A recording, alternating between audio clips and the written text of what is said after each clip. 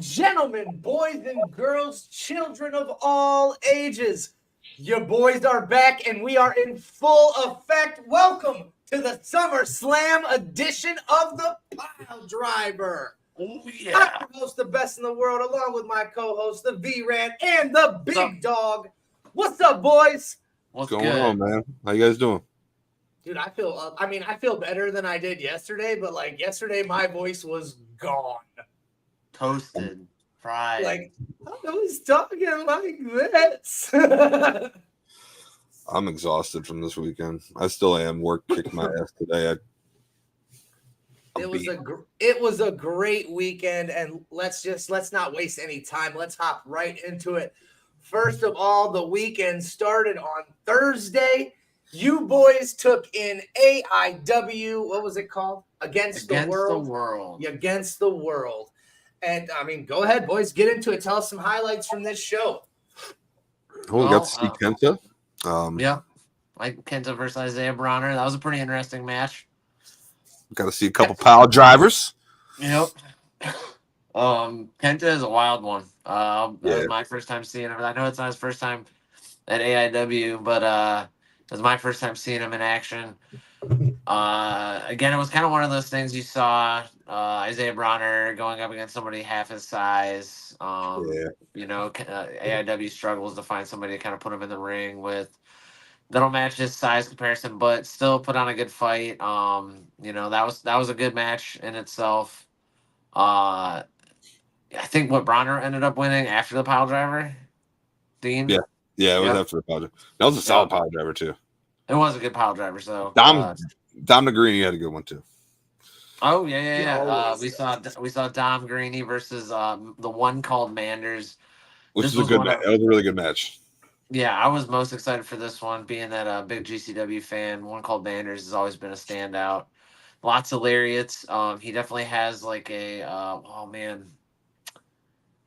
I'm trying to think of the guy. Manders gives me a Cowboy Bradshaw vibe. Yep, Cowboy Bradshaw. He kind of reminds me of oh my god, I cannot think of his name now. They called him the Lariat. I can't Stan Hansen. Stan Hansen. He reminds me of Stan Hansen very well. I get that vibe. Go ahead, Dean. Jocelyn Navarro took on Rachel Armstrong. Rachel Armstrong, Jocelyn won, but Rachel Armstrong was really impressive. I was impressed by her. She was kind of wearing like an 80s Lisa Frank kind of get up. I'm not familiar with her or her gimmick, so like to me being a first impression, it didn't rub me. Like I wasn't about the gimmick or the gear, but maybe if I knew more about her gimmick, maybe I'd get it. But as far as her moveset and everything that she did in the ring, she was really impressive. Another big talent getting brought in. This was actually one of the highlights of one. We saw Eric Taylor versus Heath. I will be very blunt. This was a very boring match. Not one of my favorites. I've learned to respect Eric Taylor over my time at AIW. That's the future Too Bright guy, right? Correct. Okay. So and Mikey Montgomery was his tag team partner at one point, correct? For the Bitcoin boys. But Mikey has like the longer hair, right? Correct. Okay, I always got them mixed up. That's all. You spent like the first 5 minutes of the match dodging Heath, like, running out of the ring. Like it was really annoying. Kind of like how Liv was doing to Rhea yesterday. A little bit. Way worse. Okay, but go ahead, Vince. Sorry. No, I mean that was pretty much it though. That was like what Dean just said. It was a very boring match. You know, we just saw it was kind of funny. I wanted to lead into the gimmick part. You just saw a lot of Heath using his gimmicks. Oh baby, and you know he's got kids and shit like that. But I mean, he did do a couple, you know, solid moves, and you know Eric Taylor it was just more of like a gimmick matchup. I will say Heath looks in phenomenal shape. Like he probably looks like in the best shape of his career. Like let's be honest here. How bad do we really need a 3MB reunion? Because they all look fucking amazing. Like Drew Heath and Jinder fucking Mahal look great. Yeah. Like they're all ripped as shit now. Nobody's fucking flabby like they were when 3MB was around. Could you imagine how dominant they would be right now? Drew's fucking huge. Yeah, I mean, Besides that, we saw a couple other cool matches pop up against the world. PME versus Motor City Machine Guns was probably one of my favorites of the night. Yeah, they put the tag titles up. That was a really good match. I can just see the Motor Cody Gray in the chat says, "Hope Brandon Xavier doesn't book himself on the show and make it all about him." Well, he's not on the Piledriver tonight, Cody. This is all about SummerSlam, my guy. We'll bring up some of the stuff we've heard at the end, towards the end. Yeah, we saw a 6-man scramble get tossed up in the middle, so that was kind of interesting. And yeah, I mean, all in all, it was a good start to the weekend. I'd definitely give it a solid 3 out of 5 Piledrivers. Yeah, I was maybe 2.5 until Johnny Gargano and Tommaso Ciampa showed up with the WWE tag titles before they lost it the next night, which turned out to be the last time we'd see him with it. Yeah, that's crazy. They both came out to their indie music too, which they were like, "God, that felt good." Johnny's like, "I haven't came out to that song in 10+ years. That felt great." And then Tommaso was like, "Yeah, I haven't came out with mine forever. That felt really good. This is why I fell in love with wrestling. Like shows like this, and it was cool." Yeah, it was a very lucky experience to have. Even seeing Johnny sign a fan's figure that got handed to Tommaso, I thought that was funny. It was really weird. They were mid-conversation. The fan was just like, "Hey," interrupted him and was like, "Sign my stuff." And Johnny was like, "Okay." It was kind of weird, but to see them one last time before they lost their titles, that's kind of almost surreal. So that was, a reason. I think I was at the same point, like Dean said, I was at a 2.5 for pretty much the entire night until that happened. I was like, okay, we'll bump it up to 3. So, I mean, that's still cool. I did get to see Johnny one time at an AEW show, so I know that's a bucket list of seeing him, at a hometown show. It's pretty cool. Yeah. Let's move right into Friday. We all took in GCW's premier event in Cleveland, Now and Forever. Yeah, wow. Exactly. Wow, bro. I was fucking impressed. This show delivered. I missed a little bit at the end because fucking Angry Orchards maybe turbo on a bush outside. But I hope that GCW definitely comes back. Many highlights to this show, and we'll definitely get into them. But my biggest, we'll talk about Gage versus Hardy. Cody Grace in the chat said Gage versus Hardy, and we'll talk about that. But my biggest highlight, now it makes me feel bad. Because besides meeting Matt Hardy, getting to shake Matt Hardy's hand was probably the best part of that show. But the best wrestling highlight was motherfucking Zilla Fatu. Yeah. No, Zilla is a gangster. Yeah. That running jump and Samoa Spike was brutal. So getting to see Zilla finally for the first time was top notch. He went against Josh Bishop, correct? Oh yeah, no, and I remember that match started off heated, quick. They were just killing, went for the blood immediately. I'm gonna be honest, was just a great match. It was a great match. Josh Bishop there. Not digging it. What is it? The blonde comb over hair that Bishop got. I don't like it. It looks dumb. L for the hair. Yep, I missed the Psycho Sid Vicious ramen hair. Fine. It's just why combing it over? Yeah, it's the comb over with the gel. It didn't do it. It didn't do it. It looked like he wanted to be John. He did some promo pics with it. I'm like, oh no. He did. I'm like, oh, I don't like that. You just said Josh Bishop trying to be John Cena. Oh god. Yeah, it wasn't appealing or attractive in my opinion. We lost the Joey Janela match, but we got Alley Cat versus Sunny Kiss. So that was cool. Let's talk about the real match of the night because Mance Warner was also supposed to get a pick your poison. Joey Janela was also supposed to pick an opponent for Mance Warner. And who ends up coming out? Cool ass Andy. Cool ass Andy comes out, wants to throw his hat into the ring, gets beat up a little bit. A lot of it. A nasty chop, couple chops from the Manser. But then the Manser's real opponent comes out, and I'm not sure if this was his debut at GCW. No, I don't think so. Okay. No. Fucking the one-man militia, Matthew fucking Justice comes out and probably gives us the match of the night. Like Yeah, this match was phenomenal. Oh, it was everything.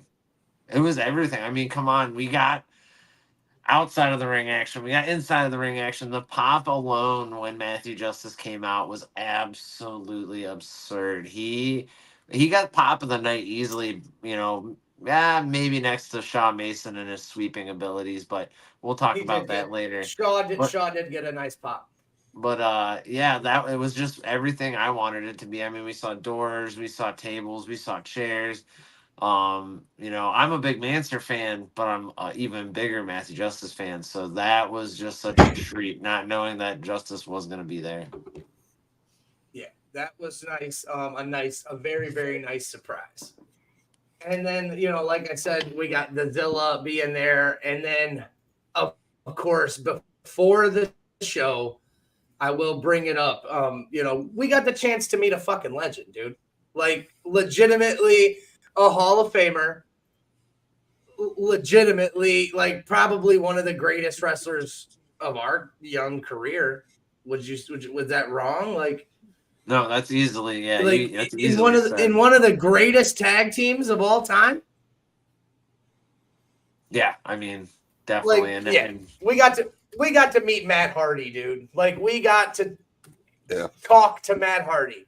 We got to shake Matt Hardy's hand and it was so cool, dude. He was such a down-to-earth guy.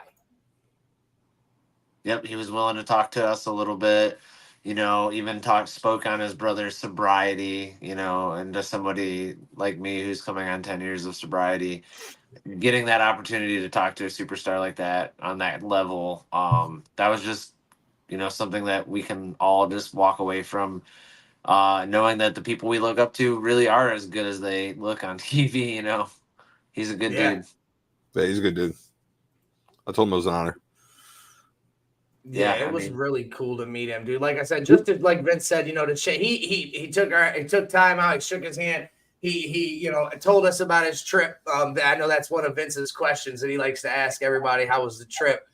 So and he didn't give us just some basic ass. Oh, it was good.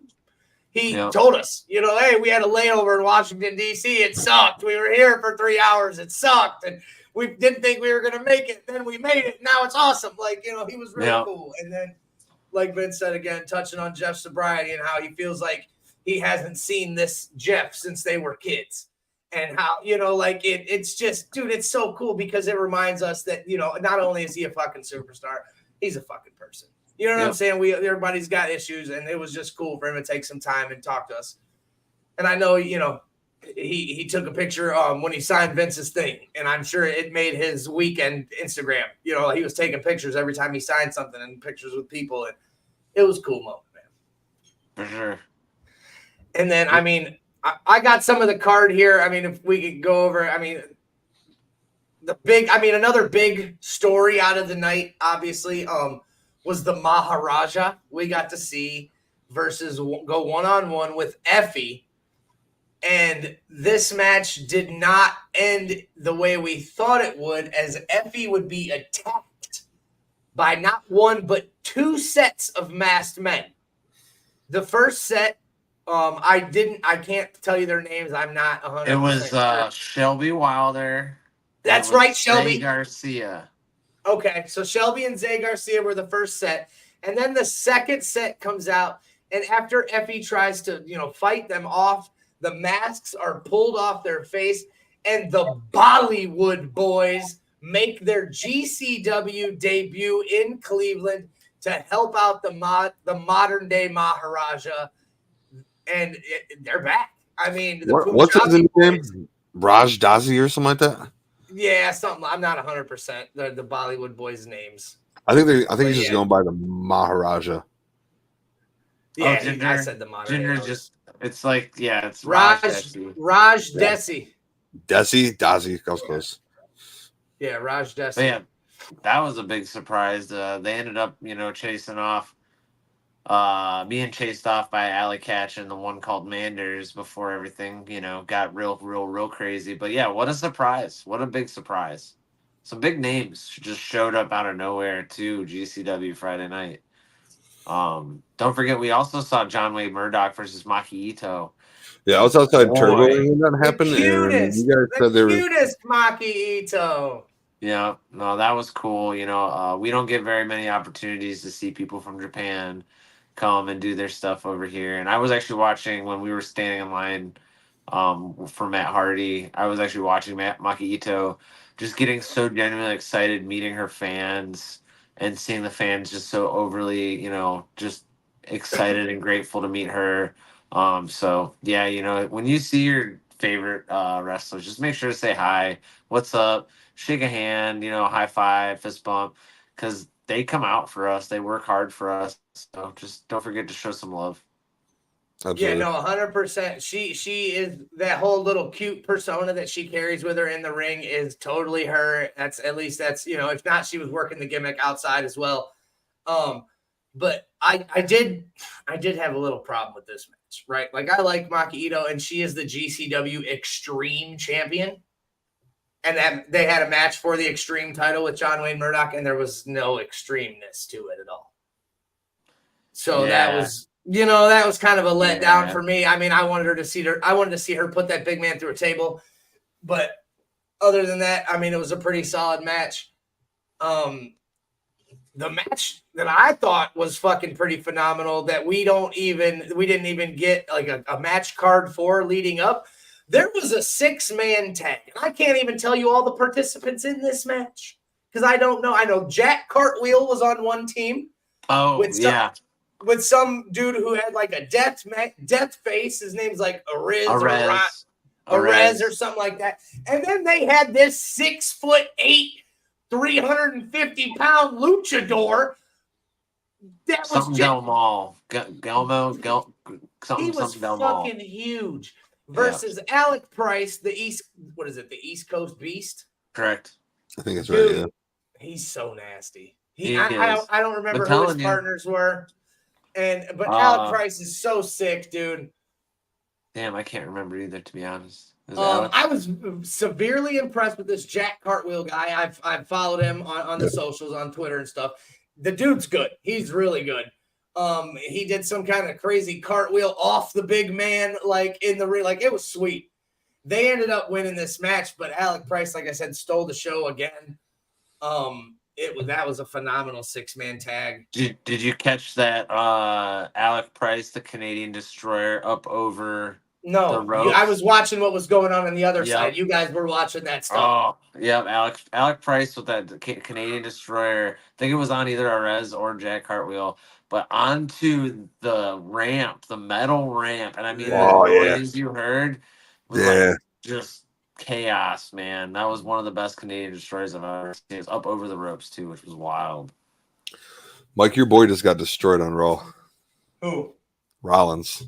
Yeah, by who? By Bronson Reed. Oof. Why? Destroyed him. Makes no sense, but all right. And there's a new Judgment Day. Oh, I know that. It's Finn, JD, Liv, and Dominic. Yeah. Yeah. And Carlito. There's a tag team match tonight. It's Rhea and Damian versus Finn and Liv. Mixed tag. And then the Wyatt Six makes their in-ring debut in the main event in a 6-man tag against Chad Gable and the Creed brothers. I was looking for something over the weekend. I assume it'll be Rowan, Gacy, and Dexter. Probably. No, I just opened Twitter. I was looking for something over SummerSlam that I wanted to bring up, and that was the first thing that popped up was Bronson destroying Seth Rollins, and I was like, "What the hell?" on the terms of Seth Rollins, and I mean, we're going to talk about it. We'll get into SummerSlam. I'll wait for it. Yeah. So we just jump into the main event of GCW was Gage and Matt Hardy. Probably. So I was a little let down by this match, obviously, because of what happened at the end, and we'll talk about it.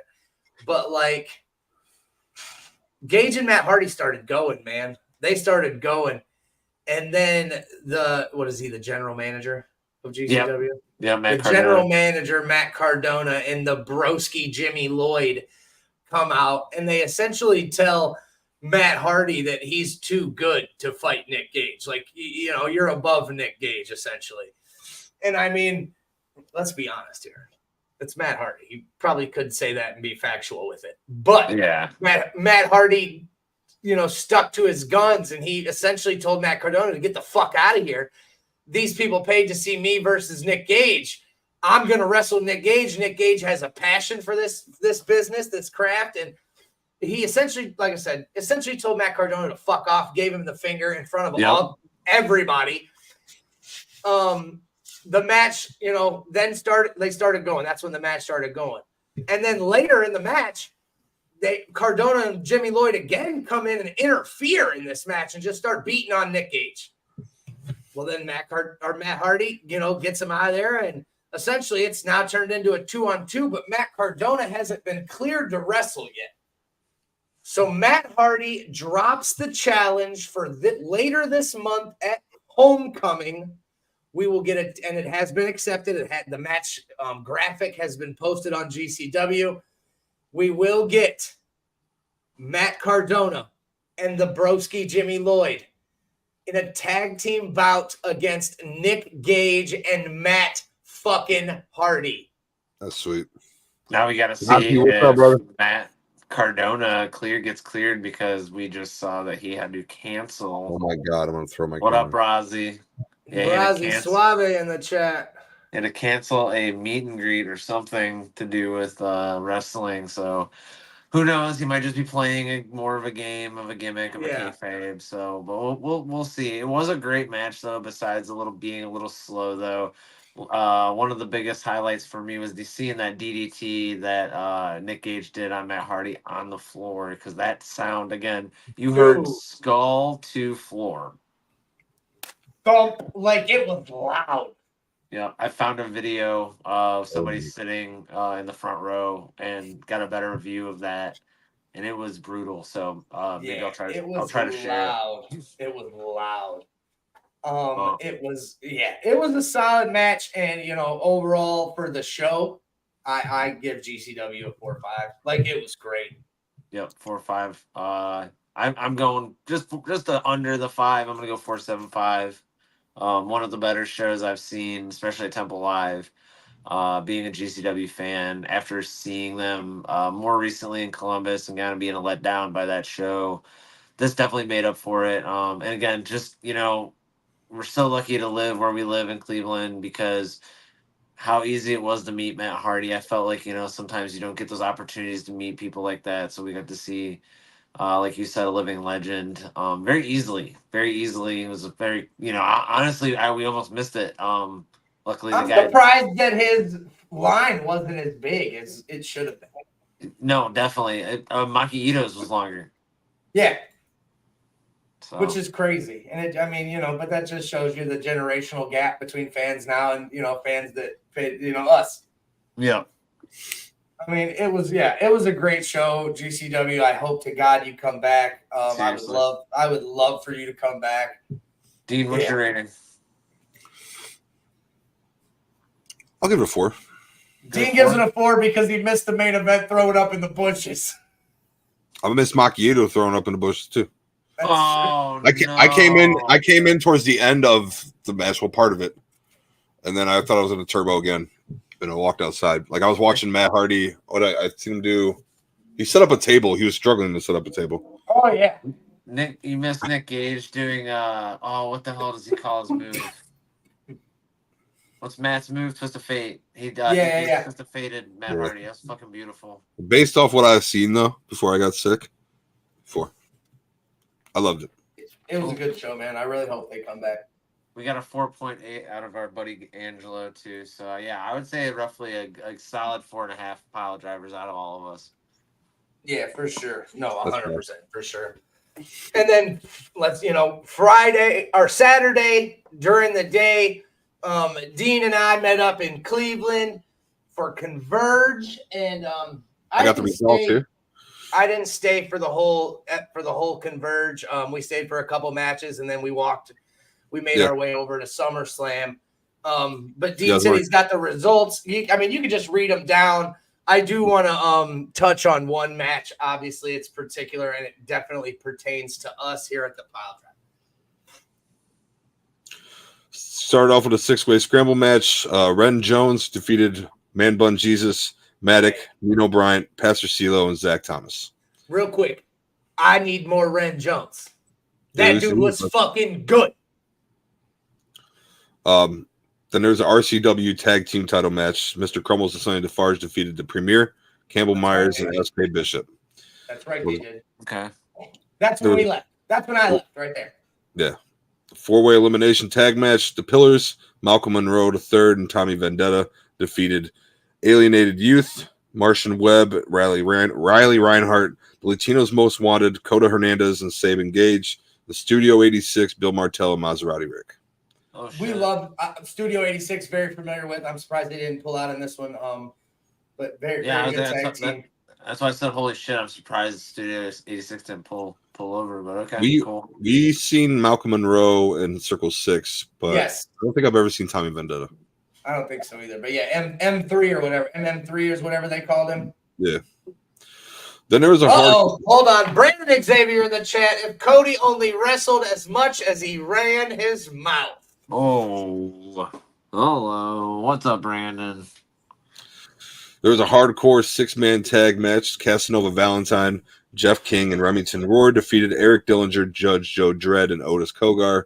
Casanova Valentine, as soon as I grabbed my beer, went over the rails, looked at me, said, give me your beer. I handed it to him. He chugged half of it and smashed it over dude's head. Holy shit. All right. Was it a can or a bottle? It was in a plastic cup.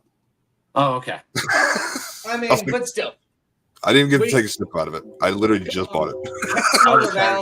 Casanova Valentine and Otis Kogar, we've seen have a battle in the barroom brawl matches at Circle 6. We got to see one live. That was the one where Casanova. What about Remington Roar and that? Wasn't Remington Roar part of the fucking terracotta match? Yeah. Eric Young? Pots. Uh-huh. With him and Eric Ryan for sure. That was a banger, dude. Go ahead. I want to know what the next match was. RPW tag team title match, RCW tag team title match, no more contender match. 4-0, Bobby Beverly and Eddie Only defeated Ricky Shane Page and Vincent Nothing by disqualification. The rest of 4-0 came out, started beating the shit out of each other. Atticus came out, had a stare off with Ricky Shane Page, got him down, took out some scissors out of his pants and cut off Ricky's ponytail. Yes, I saw that. I saw Ricky post a picture of his hair, and I was wondering what happened. Yep. Holy shit! What? Yep, pulled scissors out. I thought he was grabbing the skewers, but it was a pair of scissors. Pulled his hair up, chopped it off, held it in the air, dipped out. The rest of the fans in this crowd were saying it's your move next. So I'm curious what's happening. Next I know. Their appearance is Gold Rush for Neo Pro, as far as any 4-0 members. So that's right. I'm curious what's going to happen. We'll be there.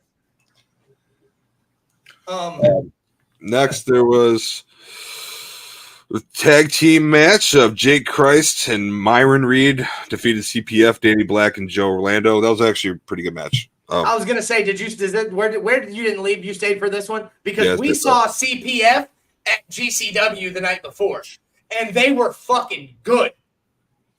I left mid. All right, so I'll tell you when I left. After that match, Mega Baddies title 3-way match. Okay, this is what we want to talk about because this one fucking affects us. This one we talk about Mega Championship Wrestling a lot. We talk about Neo Pro, all the other ones that were on Converge. We don't really talk about as much if they're not as local. But this one matters. Alice Crowley defeated at Converge. Go ahead, Dean. Alice Crowley defeats Sebastian LaShawn and Zoe Sky, and there is a new Baddies champion, Big Al, my girl. So when they said your move next, Big Al said, "Okay, I'll win a championship." Who holds? Does 440 Yellow hold any gold? I'm not sure. Atticus has the title somewhere. I forget where. Okay. I was gonna say, because if not, it seems like 440 Blues winning this now with at least in gold. So I mean, Big Al, the new Mega Baddies champion. This means problems for anybody in Mega that just tries to take that off of her. I'm just saying. Yep. That's wow. I couldn't believe that when that was Shout out to posted. Fishy for that. We were sitting at SummerSlam, and I got the tag for the Piledriver podcast Twitter for Mega Championship Wrestling saying breaking news: Madam President has been dethroned, and the new Baddies champion is Alice Crowley, Big Al from 440 Blue. Couldn't believe it when I saw it. Just couldn't believe it. I left mid this match. A10 Gravity title match for a 4-way match. It was Cody Lane defeated Alex Daniels, Ashton Day, and Christian Napier. We left midway through, so I was kind of surprised Cody won, but he is the Gravity champion. So I was going to say he was the champion coming out, right? Yep. So okay. And unfortunately, I mean, if we wouldn't have left when we did, we probably wouldn't have got to see as much as we did at SummerSlam. We had to head there. We walked, so that's why it was like a 35-minute walk. That's because you guys were probably drinking. It took us one. We walked from the casino to Converge, and then all the way back to Brown State, and then back to casino. So. From Converge to the casino, or from Converge to the stadium, only took us like 20 minutes. Yeah, it was 25 minutes from the casino to Converge, and 30 minutes from Converge. Wait, no.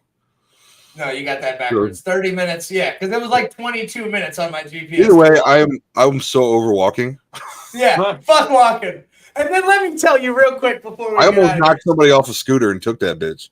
Oh, dude, I downloaded 2 or 3 of those apps, and I was about to get me a scooter to be riding around. Well, before we go on, EC3 defeated Atticus Kogar for the NWA title. We knew that was going to happen, but I did see I did see a fucking clip where EC3 had a whole handful of skewers sticking out the top of his head. Good. Fuck you. So yeah, I mean, Michelle said bless you for walking. Love you, Michelle. Yeah, I mean, and then that was going into SummerSlam, and I mean, I'm going to touch on this because I won't bring it up. And this was talking about the scooters. Think I could I understand that there was SummerSlam and like there was all kinds of stuff going on, right? But like getting in the flats to party downtown on Saturday night, it was so hectic. Like these were people not coming to wrestling. Like, you know what I'm saying? Like these are people, girls and stuff dressed up in dresses and shit like that.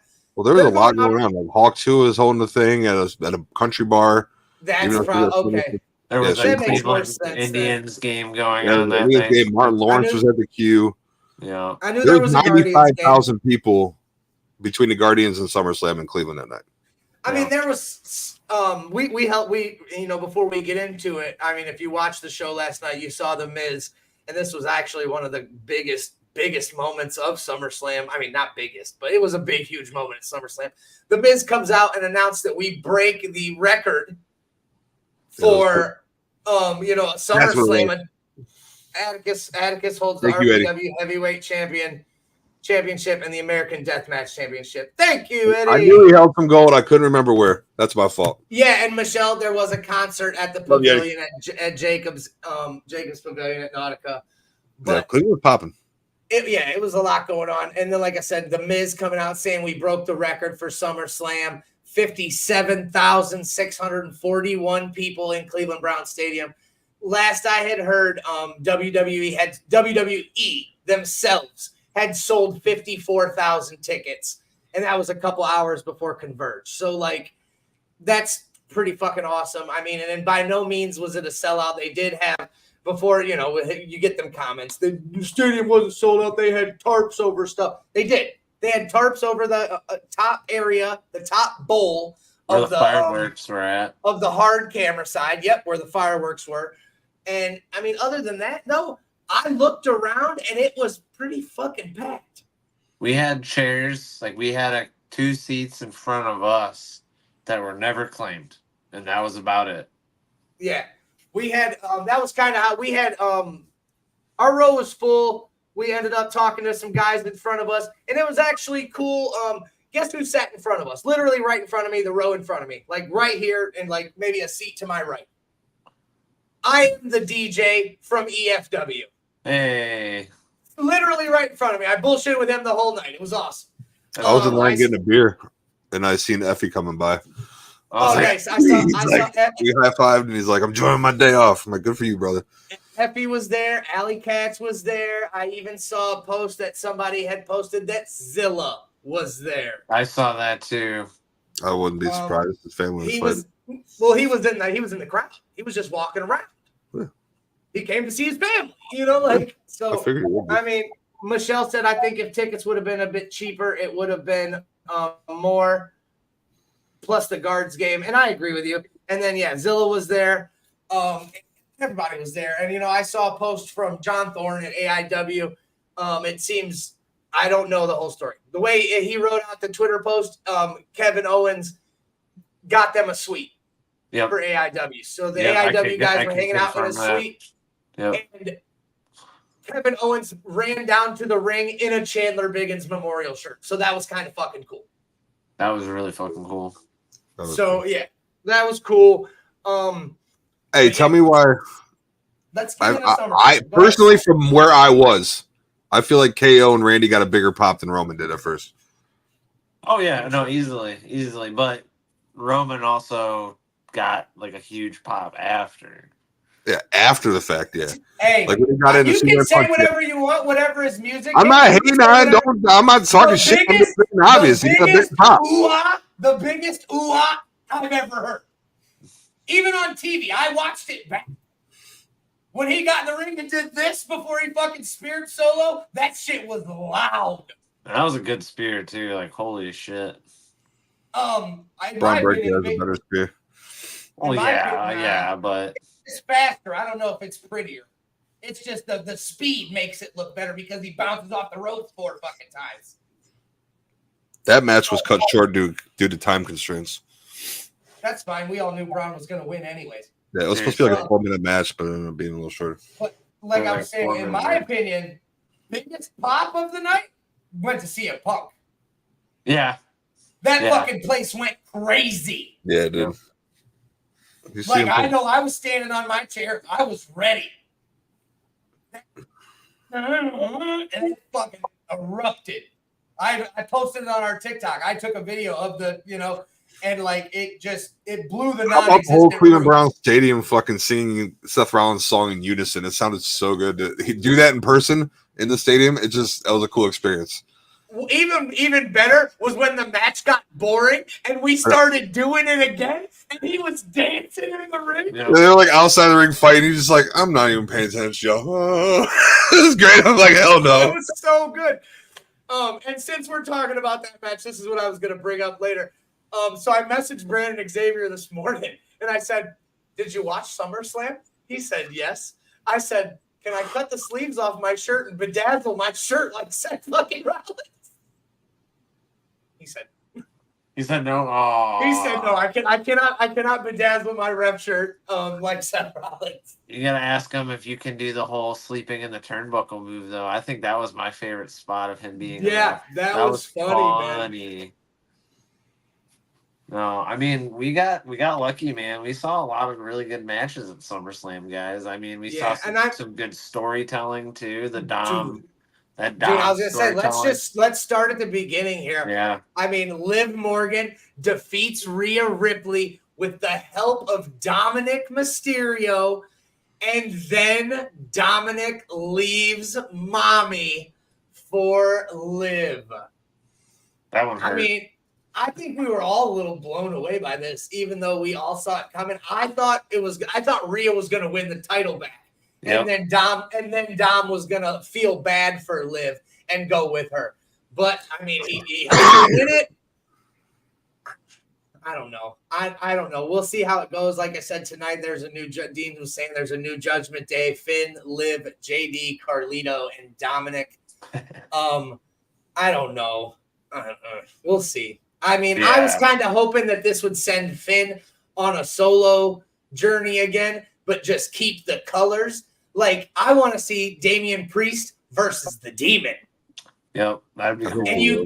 and you keep the purple and black, and you have the demon in the purple and black, that would be sweet. Yeah, I like the purple and black better than the red and black.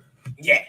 But we'll see how this plays out. And then, like I said, there's a tag team match, Rhea and Is it still Dirty Dom, or is he going to start going by Daddy Dom? By Daddy Dom.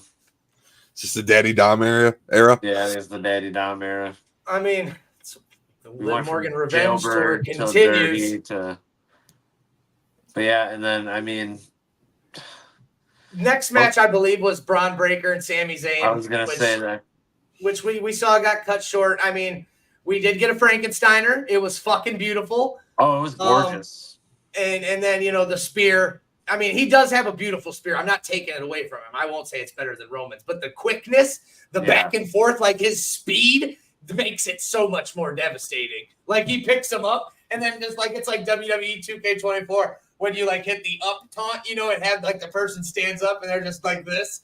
And then Braun's just like boom, boom, boom, boom, boom. Spear. Like, we all knew he was cutting Sami Zayn in half, and that's exactly what happened. Well, and, kudos to Sami winning this, having his, WrestleMania moment like he did. But Braun Breaker has been on a tear. Braun Breaker is a superstar. And I'm really happy to see Braun Breaker get his first bite at real gold. He was the NXT champion there for a little while, but this is a big deal because his family lineage showcases some of the best champions we've ever seen, including his father and his uncle. So to see him being able to, get to that level, I enjoy it, man. Braun Breaker's one of my favorites. I'm a big dog fan, so keep it going, man. And I mean, they were there. The Steiner brothers were there, and watching it back. If I'm not mistaken, that's the very first singles championship in WWE for his family. Yes. No, you're 100%. Because Really? that's the I thought they did not win the tag team titles. No, first solo. Like Scott Steiner never won. Scott had the big gold for WCW. For WCW. Yeah. Oh, okay. Yeah, Vince is meaning WWF. For WWF, Okay. In WWF, he didn't win nothing. My bad. I was gonna say I don't even think the Steiner brothers won a tag team gold in WWE. I'm looking it up right now. I don't think so either, actually, to be honest with you. New Japan, Preston City, Pro Wrestling America, World Championship Wrestling. It says No, he did. He did 2 times. It says 2 times, yeah. That must, yeah. That was probably early 90s. That was probably before they went to WCW. Wait, were they in WCW before they went to WWF? No, they were in WWF first. Okay. Then that's when they won it then. That's probably when Steiner still had his long, like, Scott had the brown long hair. He came out in wrestling. Yeah. That guaranteed. They had those belts. Yes, 100%. But I did read that this, when I watched it back, because this is probably one of my biggest pet peeves, I guess you would say, about going to live WWE shows. And I mean, it's not really the same for indie shows because, the commentary, but you can't hear the commentary. I can't, that's what I said that. And I was like, I should have brought my headphones, like an earbud, and watched it on Peacock. Like I had it on Peacock in my pocket so I could hear the commentary too. Because I hate not hearing the commentary. Because look, even watching the commentary back. So at one point, I can't remember what match it was. Fucking Pat McAfee said something about somebody being a piece of poop. Like it was, it was hilarious, dude. When I watched it back. Piece of shit or something like that. Dude, it was so funny. And like, so the commentary not being there, but like, I don't know, man. I hated they had all those big screens on the tent. You know what I'm saying? Mm-hmm. Even on the big screen, like Jumbotron on the stadium, they would not show the people during the entrance until they got into the ring. They kept cutting it. Like it would cut and go, like it would show a little piece of their entrance. It would show their video, the fucking entrance, like their animated whatever fucking video. But you wouldn't see them walking in the ring until they got into the ring. Like I want to see them come out and walk to the ring. It wasn't the middle screen that was above the ring. I'm talking about the Jumbotron too. Oh well, then I got. They would not show it on the Jumbotron until they got in the ring, which is aggravating. Bullshit. I got videos on the Jumbotron. And on my side, they didn't show it. Then they fucked your Also, time the because, dog like I pound, said, the dog on pound my side did side- not show Technical until they got difficulty into the going ring, on. and then they showed a little side video. oh no, my fucking screen, dude! I got videos of CM Punk going down saying it's clobbering time. No, I got they didn't videos do of that. Roman walking down. I got videos of like Tiffy coming down, or not Tiffy, but Nia Jax walking down. Dog pound side, they did not show that Well, on the they screwed Jumbotron. y'all on that side then, because I saw one side that screen went blue. Yeah. At one point, that screen went blue on the air. So I don't know, but I do agree. I do agree. They did. It should have been just on the screen. Like, I don't need to see their fucking music video. It should have been them walking down on every fucking screen. Yeah, I agree. But yeah, so I mean, it was another highlight of my night, obviously, was Jelly Roll. I know it wasn't a full concert, but I essentially got a Jelly Roll concert. I got to hear the new song. He sang America the Beautiful, and he fucking choke slammed Austin Theory. And not only that, he did a damn good choke slam, and Austin sold it really well. Bro, Yeah. not only did he do a damn good choke slam, it was one-handed. He didn't even... No, he said, bang, motherfucker! And he did the 5-knuckle shuffle. He did a really good job. America's Beautiful too. It was great. I'm really happy at the result of this match. But let me just tell you that Logan Paul's fit was fucking fire, son. Logan Paul looked great in the brown and orange coming out. He brought out Machine Gun Kelly. That was cool. I don't care what anybody thinks about That Machine Gun moonsault Kelly. he did was dope. I like Machine Gun Kelly. I don't give a shit what anybody has to say about MGK. Everybody's entitled to your own opinion. Him bringing out MGK was fucking dope. The last time I seen MGK at a WWE event in Cleveland, Kevin Owens powerbombed him off the stage. So, I mean, for him to come back and be there for Logan, that was cool. Like Dean said, that fucking moonsault was clean. Dude, he posted a TikTok video where it's like he's in the gym and he's jumping, like trying this move out, and you can see the pads and shit on the floor. It was a cool transition video. I've seen that. And yeah, and he transitioned it into the shot from WWE last night. It was fucking cool. I think he got hurt on that. Yeah, I heard reports he got hurt. But yeah, that was another great match. We got a top rope brain buster from LA Knight. It was clean. Dude, and monstrous. At the end of the night, we had a new United States champion, and the whole city of Cleveland was saying, "What did he do to him on the fucking announcer's table before the match even started?" Yeah, no, they were beating the shit out of each other before the match started. I forget what move he did. Some type of move. I forget what it was. Wasn't like it a backbreaker or some shit on the fucking table? Was it a cutter? I thought it was a cutter. Yeah, was it a cutter? I think it was a cutter. Yeah, they were beating the fuck out of each other. I loved it. Yeah, and then they ended up getting in the ring, and like I said, we walked out of Cleveland with a new United States champion, and the whole city was screaming L.A. Knight.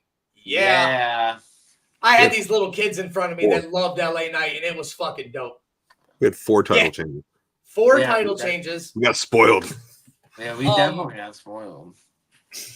I mean, obviously, go ahead. Oh, I was just gonna say a funny little anecdote. One of our good friends, John Ferentz, he looks literally just like LA Knight. So every time we see LA Knight in the ring, we're like, "Oh, it's John." Yeah. And then, I mean, I didn't think this match was gonna go like this, and if it did, I didn't think it was. I thought something else was gonna happen. No way in hell did I think Bayley was losing to Nia Jax. No. Again, I am not. You know me, Dean. I've always been a Nia Jax fan. She seems to have gotten better. They wouldn't have given her Queen of the Ring if she hadn't gotten a little better. Do I think she deserved that championship? We'll see. The only reason I thought she was winning was so that Tiffy Time could cash in, and that didn't happen either. It looked like it was supposed to. It literally looked like it was supposed to, and it just didn't.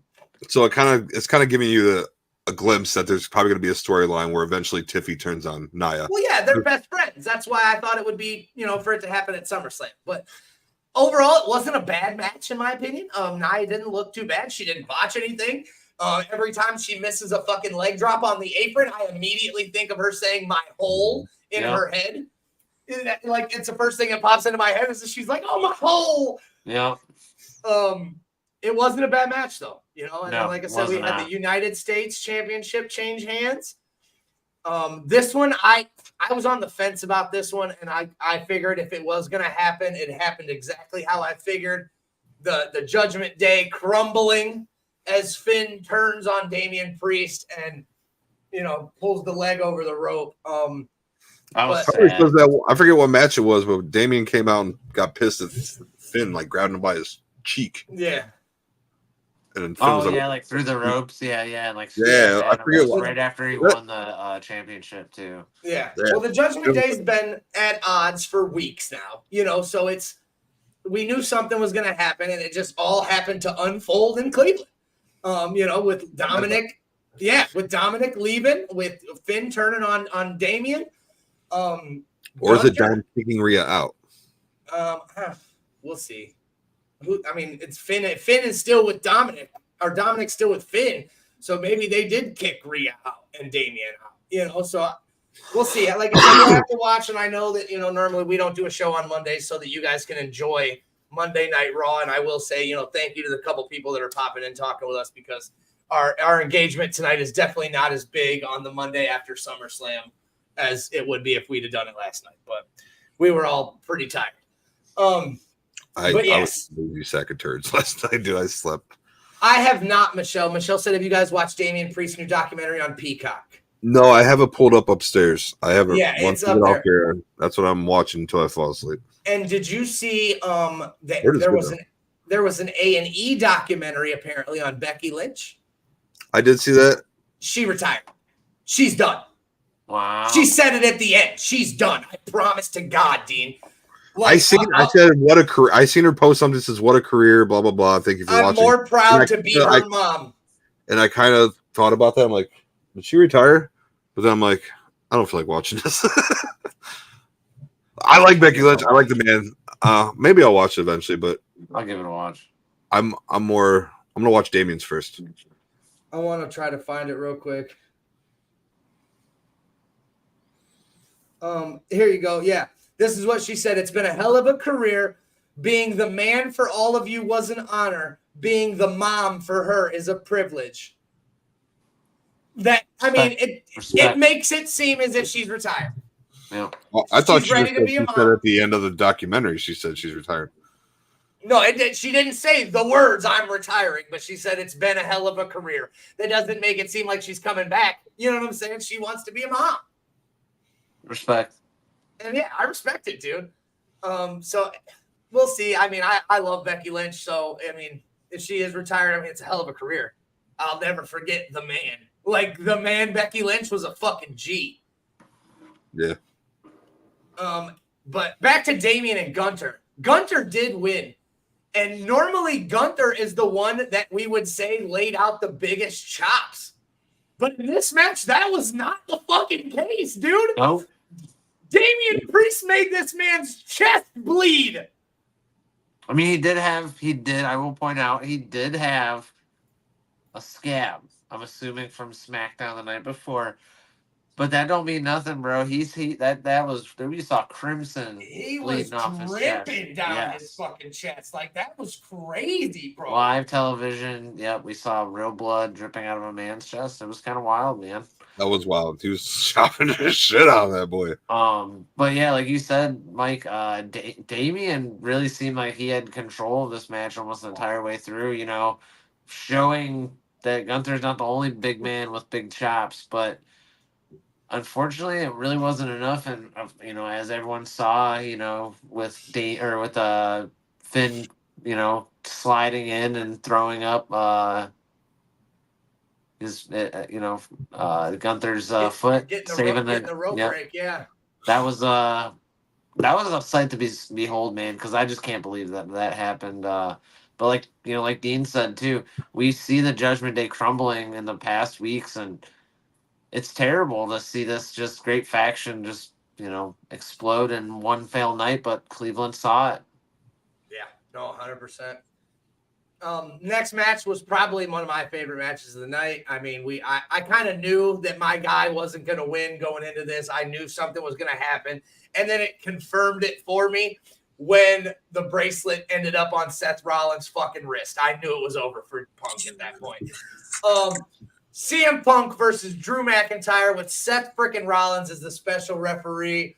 I said it once. I said it last night. Seth Rollins' fucking referee gear looked fantastic. Yep. It was good.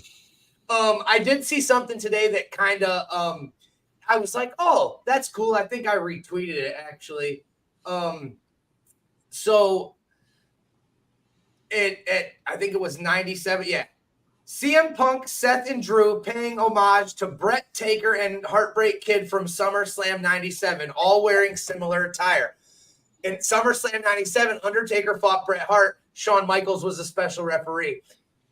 Undertaker obviously had the black trench coat on. Drew McIntyre had a black and green trench coat on. Bret Hart, obviously black and pink. CM Punk was in the black and pink last night. Shawn Michaels' referee gear was black pants. Obviously, Seth went with the silver sequins and the cut-off ref shirt. Yeah. That's so funny. I didn't even think about that. I wore the Bret Hart shorts there.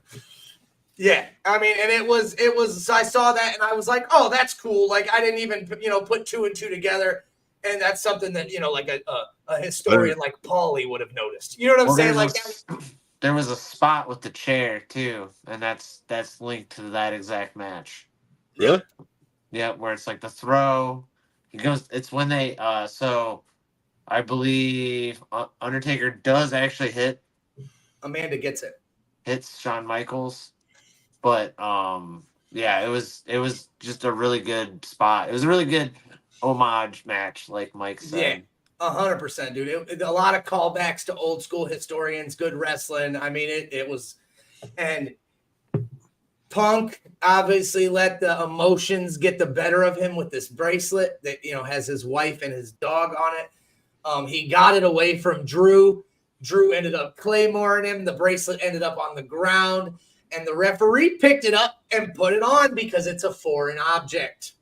He wanted to pick it up out of the ring. He even said that to Punk. I'll give it to you. Finish the match. And Punk didn't take too kindly to that, essentially called Seth Rollins an asshole, and then hit him with a go to sleep. Yeah, I think that go to sleep was better than the one he hit Drew with for sure. He struggled picking Drew up. Well, that's because Seth, and let's be honest here, Seth Rollins sold it a lot better because Seth Rollins slumped immediately. Yeah, like he slumped. Drew's a big-ass fucking dude. Yeah. I got the Drew one on video. I took a camera shot of that one, and it was pretty solid. But, obviously I couldn't see the whole ring. I did get a good shot of the GTS, though. So, huge moment for me personally getting to see CM Punk. I've never got to hear the music in person. That's awesome. It was a very emotional moment for me. I loved it. Cool. That's awesome. Yeah, it was a good match. Like I said, obviously I wanted CM Punk to win, but I knew Drew McIntyre had the better chance going in. It sets up for the better story. I was hoping it would lead somewhere between Punk and Rollins, but it looks like Dean said earlier, Rollins is getting beat up by Bronson fucking Reed for some reason. Whatever. There's a lot of weird shit going on today. DeJuan Jones. Not DeJuan Jones. He plays for the Browns. Gunther versus McIntyre would be a really good match. So yeah. What's his name? I just seen it. Hold on. Odyssey Jones made his Raw debut and helped the New Day. Like, where have you been? Like, I haven't seen you in 2 years, bro. You're just out here. What a curveball. It's weird. Yeah. Whatever. Looks like Papa started to push new people. Last but most certainly not least, the main event of the night. Bloodline Rules. Solo Sikoa versus Cody Rhodes. Another huge pop, by the way. And I knew this one was coming. The Kingdom, it hits. The music's fucking phenomenal. It rocks. And it worked. The crowd went nuts. We all did it together. It was beautiful. Cody Rhodes with... Go ahead. Yep. No, you were going right for it. The mask, yeah. He had that cool-ass mask on again. I'm about that mask. It looks sweet. It's very... You didn't talk about Arn Anderson, baby. Oh. I was going to grab that one. So Arn, Go ahead. not only did we get to see Arn on the way out, But we also got the dog. I don't know the dog's name. Pharaoh. His name's Pharaoh. And Pharaoh. Okay. I was really excited about seeing Pharaoh. I knew he was in Cleveland, but I was really excited that Cody walked him through the back and gave him to Arn, because he did post on his Twitter a couple days ago that this is Pharaoh's last road trip. Pharaoh's getting old and he can't take being on the road anymore. So as a dog lover, I was like, when I saw him bringing Pharaoh, I was like, oh shit. Oh, like this is cool. Like, so I was really excited Pharaoh's to see last Pharaoh. trip is at the dog pound. Damn right. Exactly. Damn right. So that was really, really, really cool. I've seen the dog plush sold a million times over. I know that it's a big part of his career. So to see that as an added part of his, his entrance, that was really cool. And like Dean said too, getting to see him talk to one of his mentors, Arn Anderson, obviously Arn and his dad had a long-term running relationship, and just to have that insight as he was coming out. And like you said, it was kind of sucked. You couldn't hear much. They did kind of figure it out halfway through it. And you could probably see the guys like me and Tony there scrambling, trying to get the stuff to work. But, that was just for us though at the stadium. Because like I said, I watched it back. You can hear what he says. Yeah, exactly. So I do plan on watching that just to hear that little segment again. It was good, man. It was good. Like I said, Cody Rhodes with the mask coming out, Pharaoh, Arn, the whole nostalgia, bringing everybody together. Solo did come out alone. We knew that was going to happen. Pretty good match between the two of them, like mano a mano at first, until the Tongans got involved. Yeah. Tonga Loa and Tama Tonga. Once again, Tonga Loa fucking botches something. Once again. That's got to be his gimmick, guys. I mean, come on. You can't be that bad. Dude. And like, all he did was pick him up and push him into the corner, and he missed the corner.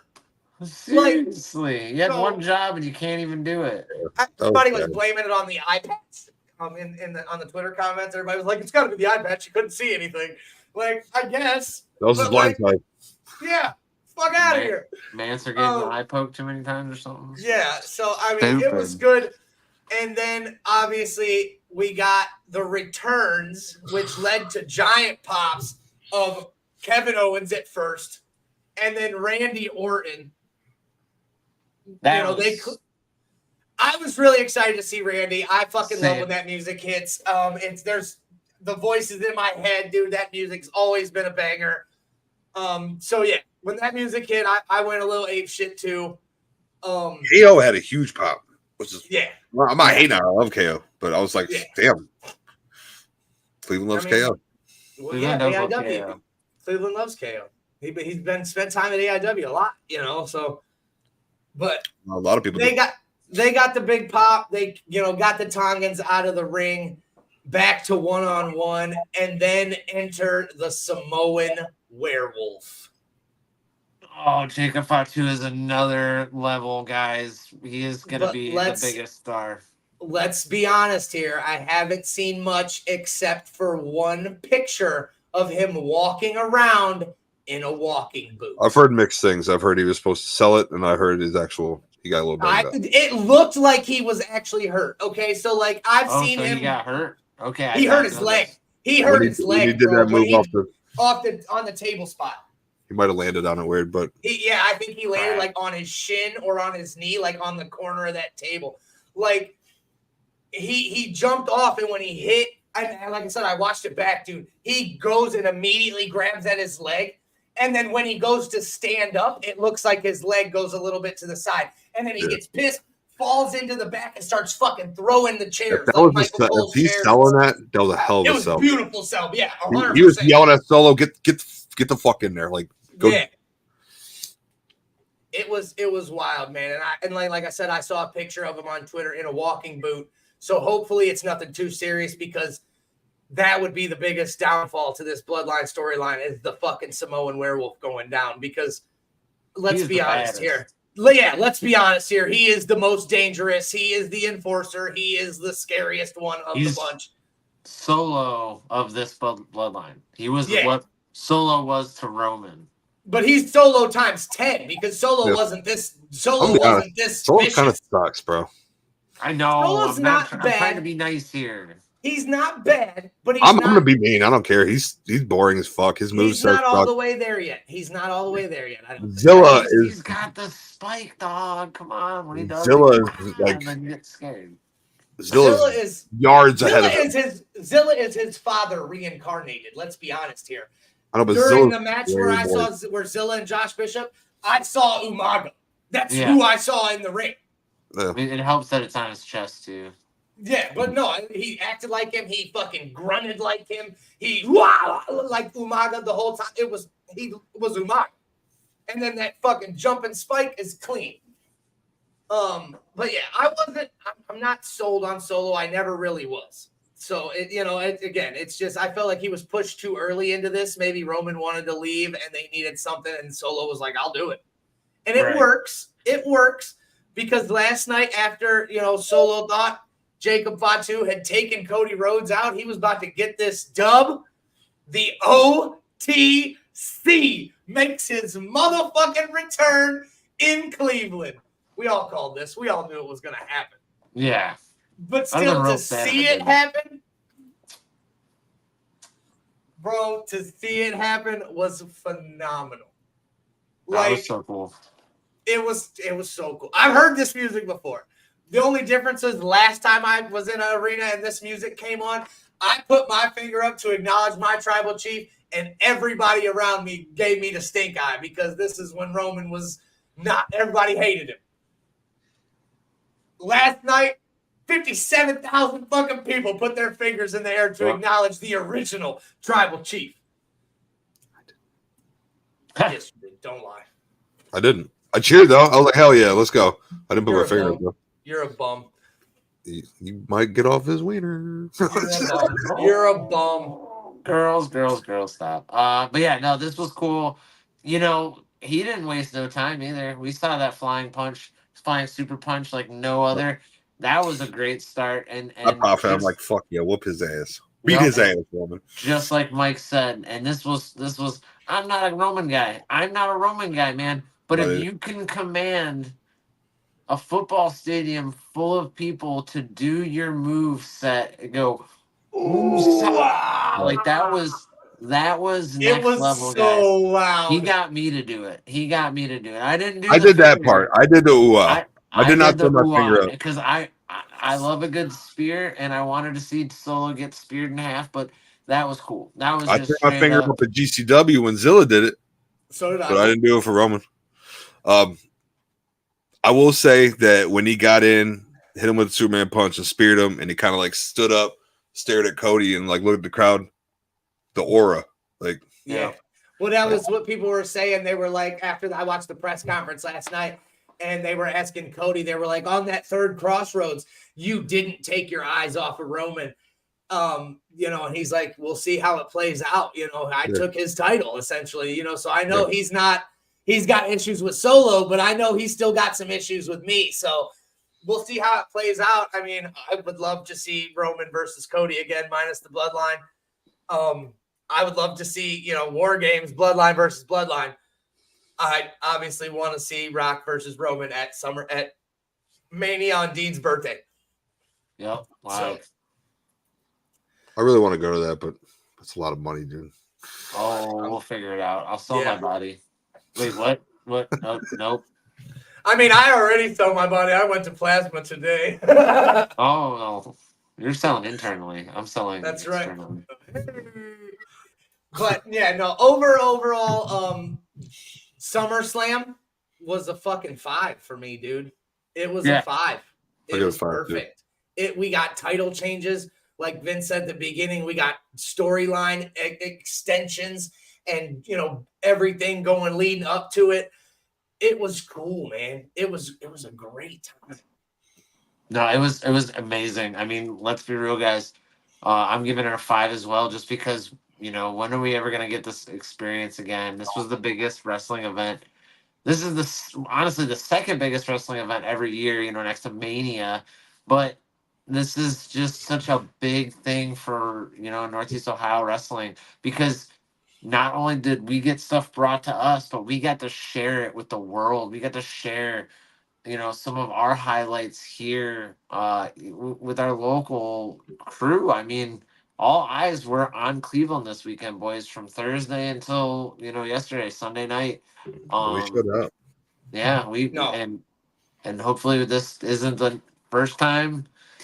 Hopefully this isn't going to be the last time. I hope we get more opportunities like this from GCW to WWE, NXT, AEW. I want more. I'm hungry, guys. I don't know about you, but I'm hungry. I've seen a lot of tweets from like Adam Pearce, like "Thank you, Cleveland." Like, yeah. well, like a lot of the people shots. I mean, the shots that WWE took and like we're putting on the big screen over like of Cleveland, like during the commercial breaks and shit. Made Cleveland's beautiful. It's our city. You know what I'm saying? I'll forever say it's beautiful, but they made it look extra beautiful. Yep. I mean, I had a great fucking time all weekend. Thank you, Amanda. Amanda hooked me up this weekend. I got hooked up. So thank you to her. I appreciate the fuck out of you. We went to Converge. We did all this. We did all kinds of cool shit. And even though we didn't get to sit together at Summerslam, boys, I'm glad that we all got to take it in the same building together. Yep. And, get to come out here and talk about it. So thank you to everybody. Thank you to everybody involved in my awesome weekend. Amanda, the Johnson family, just, Brandon Xavier at Converge. It was awesome. You guys, Vince, thank you for inviting us to GCW, man. I had a fucking blast meeting Matt Hardy. It was just a fucking great weekend. Yeah, absolutely. Same. We got to spend a lot of time together as a crew. We got to watch stuff even as a collective. So, wrestling's alive in Northeast Ohio. It was a great time. I needed that more than you guys know. So thank you, boys. I appreciate you all. Yeah, 100%. It was a great shirt. It was a great time. I was talking about my cool shirt. Yeah. Great shirt. But yeah, it was a fucking phenomenal time. So once again, thank you, boys. Thank you, Amanda. Thank you, Tommy and Donna. It's just all around A+ weekend. No, definitely. I think the only shout out I got this time around is Mike, the security guy at Temple Live, holding it down as usual. But really, just shout out to everyone that came out, including all the wrestlers that we got to see. That was really cool. Got to see a lot of big names. Oh God, I can't believe we almost forgot about this. Shout out Kaplan for taking 7. That's right. This many 7 chair shots. Some of the hardest chair shots I've ever seen from John Wayne Murdoch. And they were so fucking loud. Like, I don't know how he does not have a concussion. Deafening, dude. Yeah. Mike, I wish you'd seen that one. That was Thursday night. And then shout out Gringo Loco. That's the guy. I have so much more respect for Gringo Loco now after watching him over the weekend. So, I don't know if you can hear me, dude, but you kill it, Gringo, so keep it up.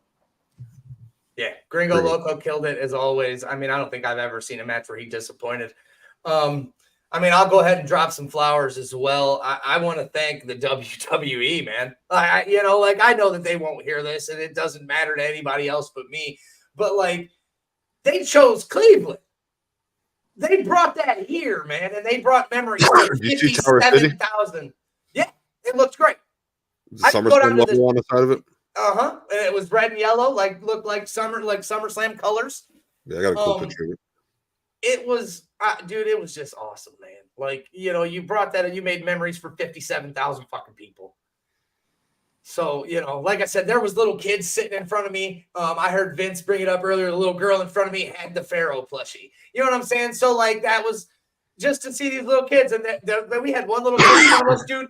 He loved LA Knight so fucking much, dude, that every time this little kid was like, LA Knight, I couldn't not go, yeah, every time he did it. So, I love that shit, dude, so it was just really cool, man. So thank you to WWE for bringing us SummerSlam and, having just a great weekend.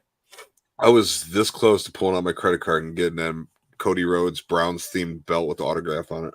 The weightlifting belt? Now, look, did you see the SummerSlam title belt? I know. I almost got the one that sold out. Or no, you're talking about the Roman Reigns one. The Roman Reigns. Yeah, the Roman Reigns one sold out in an hour. Well, the regular size SummerSlam one was limited to 312.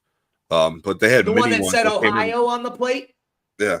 Though they had a mini one that came in a guitar case at the merch stand too for $175. Yeah. They always give out those little mini belts, but that fucking one that said Ohio on the side of it was cool as shit. Yeah, but it was like $5. It was like Yeah, $5.50. it was like I thought it was like $6.50. Yeah, that was $6.50. It's sweet, but not that sweet.